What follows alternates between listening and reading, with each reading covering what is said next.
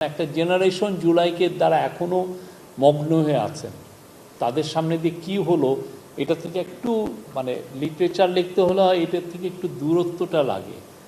আপনি এত মগ্ন হয়ে আছেন, ওইখান থেকে বেরিয়ে আপনি লিখবেন, এটা টাফ। তো এইটা আরও সামনে যাবে। আর যারা আমরা তো ব্যাটেলটাও তো শেষ হয়নি, জুলাইয়ের যুদ্ধটা তো আসলে শেষ হয়নি, দোসররা তো আছে। তো ফলে আপনি যারা ভাবছেন যে জুলাইটা এখানেই শেষ বা ওই জুলাই মাস 5ই অগাস্ট সেটা তো না, এটা আরও অনেক দিন ধরে জুলাইয়ের, আমি বলবো যে জুলাইয়ের যাত্রাটা থাকবে। এই যাত্রাটার সাথে অনেকে তো সারথি, অনেকে এটার সাথে আছেন এবং তারা সামনের আরও আমরা যারা বয়স হবে যাদের, তারা লিখবেন, যারা আরও দূরত্বে থাকবেন তারা লিখবেন। জুলাইকে এখনও জুলাইটা কেন হলো এটা নিয়েই আসলে, বা জুলাইয়ের ব্যাপ্তিটা কত এটা নিয়েই আমরা আসলে অনেক বেশি কাজ হচ্ছে। কিন্তু জুলাইকে নিয়ে নাটক, জুলাইকে নিয়ে সিনেমা মুভি, জুলাইকে নিয়ে ছোট গল্প, জুলাইকে নিয়ে বড় আকারের রিসার্চ, প্রচুরগুলো। একটা জিনিস দেখা গেছে যে অনেকে খুব দ্রুত কিছু লিখে ফেলেছেন। আসিফ লিখেছেন, অনেকে যারা যারা জুলাইয়ের মেন অ্যাক্টর ছিলেন তারা লিখেছেন, কেউ কেউ বাইরে দাঁড়িয়ে থেকে তারা বই লিখেছেন, অনেকে জাস্ট ক্রনিকল করে রেখেছেন যে প্রতিদিন কি কাজগুলো হয়েছে। জাস্ট ভবিষ্যতে যারা রিসার্চ করবেন তাদের জন্য এটা ভালো, এটা একটা ভালো ডকুমেন্ট হিসেবে থাকবে। আমি জানি বাইরের রাইটাররা লিখছেন জুলাইকে জানার জন্য। আমি জানি Naomi Hossain and David Bergman একটা বই লিখছেন, আরও অনেকে বই লিখছেন। এটা হচ্ছে রিসার্চ নিয়ে জুলাইটা কী ছিল। আর সাহিত্য লিখবেন যারা, আরও কিছু কিছু সাহিত্য তো প্রতিনিয়ত রচনা হচ্ছে। ইয়াং ছেলেরা যারা জুলাই রিভলিউশনারি অ্যালায়েন্স করেছেন, যারা জুলাই রেকর্ডস করেছেন, যারা জুলাই রেড জুলাই করেছেন, জুলাইকে নিয়ে কত আপনি যে বা রেভলিউশন ওয়াচ করেছেন, প্রতিদিন তারা কিন্তু তাদের কাজগুলোও তো হচ্ছে। এটা এক ধরনের ওরাল হিস্ট্রি বলতে পারেন।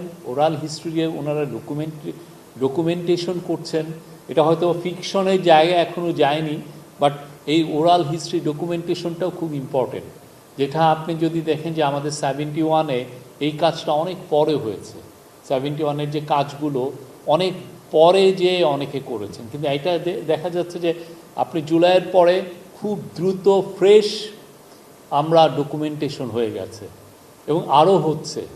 এক একটা শহীদ পরিবার, তার ব্যাকগ্রাউন্ড, শহীদের বাবা মার সাক্ষাৎকার, বা উনি কীভাবে শহীদ হলেন, কী প্রেক্ষিতে উনি আন্দোলনে গিয়েছিলেন, প্রত্যেকটা এই কাজগুলো হচ্ছে। আরেকটা খুব ইম্পর্টেন্ট কাজ হয়েছে যে ইন্ডিভিজুয়াল ইউনিভার্সিটিগুলো যে কাজগুলো করছে বা ওইখানে যে আলোচনাগুলো হচ্ছে। আপনি যদি দেখেন, আমি কুমিল্লা ইউনিভার্সিটিতে গিয়েছিলাম, ওদের একটা সুন্দর একটা বই, ওদের ইয়াং ছেলে মেয়েরা যে যেরকম যে ভাবনাগুলো ছিল, কিভাবে আন্দোলন হয়েছে, কারা কারা আন্দোলনে ছিল, প্লাস হচ্ছে যে তাদের ভাবনাগুলো কি ছিল, কি কারণে ওরা এসছে। আমি ইসলামী, ওরা একটা বই লিখেছে এবং অনেকে ডকুমেন্টারি করেছে। আপনি জাহাঙ্গীরনগরে আমি 2টা ডকুমেন্টারি দেখেছি, ব্রিলিয়ান্ট কাজ, কে কীভাবে আন্দোলনটা করলো। বা ইসলামী ইউনিভার্সিটির ওরা একটা ডকুমেন্টারি করেছে। আরও আমি যে নোয়াখালী ইউনিভার্সিটিতে গিয়েছি, তারা একটা ডকুমেন্টারি করেছে।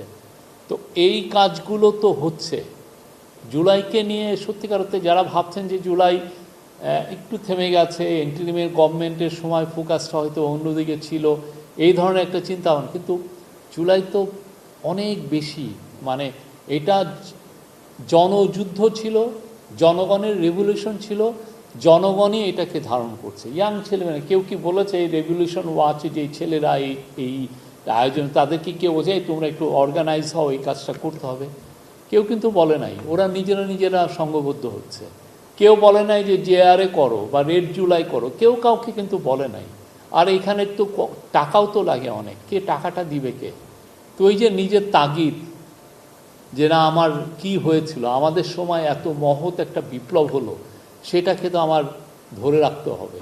কিভাবে ধরে রাখবো? যে যার কায়দায়, কেউ যে লেখা শুরু করলো দেয়ালে, কেউ অনলাইনে, কেউ মুভির ক্যামেরা নিয়েছে, কেউ হাতে কলম নিয়েছে। জুলাই আমাদের মননে, আমার বুদ্ধিবৃত্তিতে আমাদের সাহিত্যে আগামী অনেক দশক, অনেক সেঞ্চুরি ধরে থাকবে, কারণ এটা সমস্ত মানুষের এটা একটা বিপ্লব। আর যারা জুলাইয়ের ধরেন কে যারা ডিসক্রেডিট করতে চান, তারা কোথায় আছেন দেখেছেনই তো।